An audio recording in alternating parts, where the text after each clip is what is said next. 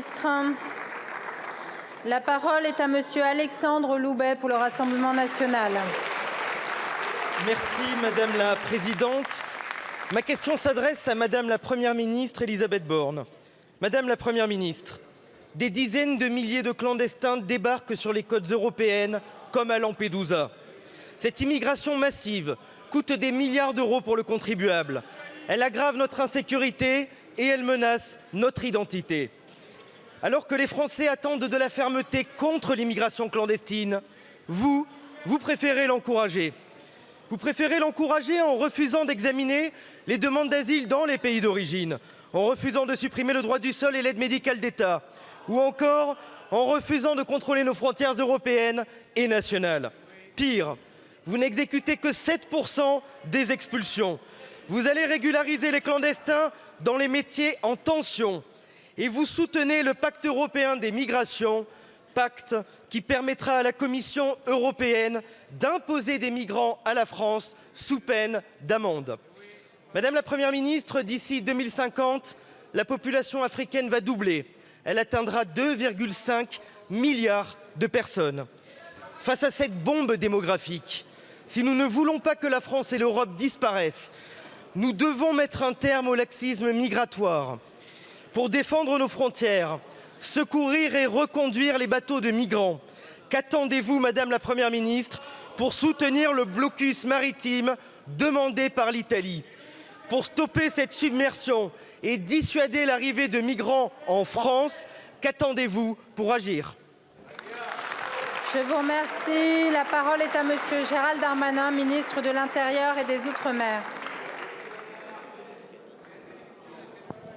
Merci Madame la Présidente, Mesdames et Messieurs les députés. Monsieur le député, s'il y a bien quelque chose que nous avons appris depuis plusieurs mois, c'est que les campagnes électorales démagogiques pour ceux qui voulaient le Brexit ou pour ceux qui promettaient la non-migration en Italie de vos amis sont des campagnes qui mentent aux Européens.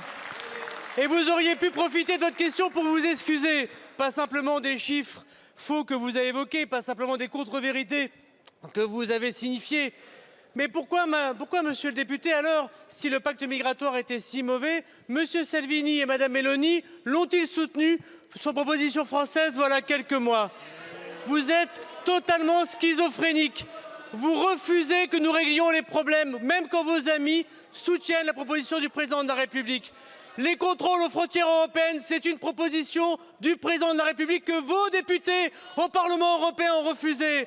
L'enregistrement des étrangers aux frontières de l'Europe, c'est une proposition que vous refusez au Parlement européen. Et si nous ne protégeons pas nos frontières aujourd'hui au Parlement européen, c'est à cause des députés du Rassemblement national à Sergio Chris. Je vous remercie, Monsieur le ministre. Monsieur Loubet. Monsieur le ministre de l'Intérieur, quand on veut, on peut. Et justement, notre allié Matteo Salvini, lorsqu'il était ministre de l'Intérieur, a réussi à baisser de près de 80% l'arrivée des migrants sur le sol italien. Et si vous êtes si fiers de votre bilan, pourquoi vous ne voulez pas consulter les Français par référendum? La réalité, c'est que les Français désapprouvent votre politique. Ils vous sanctionneront aux élections européennes du 9 juin prochain. Monsieur le ministre de l'Intérieur. Monsieur le député, vous pouvez courir après la démagogie de Marion Maréchal Le Pen, mais ne faites pas la campagne des européennes de l'extrême droite sur le dos des Français. La vérité, monsieur le député, c'est que vous ne savez pas quoi dire devant la défaite idéologique de ceux qui mentent au peuple quand ils se présentent aux élections. La vérité, comme l'a dit madame Meloni, c'est que la solution, elle est européenne. La vérité, c'est que vous appelez la Commission européenne quand il y a des problèmes. La vérité, c'est que vous couvrez après la démagogie et vous espérez que le bon temps joue pour vous. Grâce aux policiers, grâce aux gendarmes français, grâce à ce que va faire l'Europe, nous vous faisons mentir. Il y a 225 000 demandes d'asile en Allemagne, il y en a que 100 000 en France. C'est la réussite de la majorité, pas la vôtre. Je vous remercie, monsieur le ministre.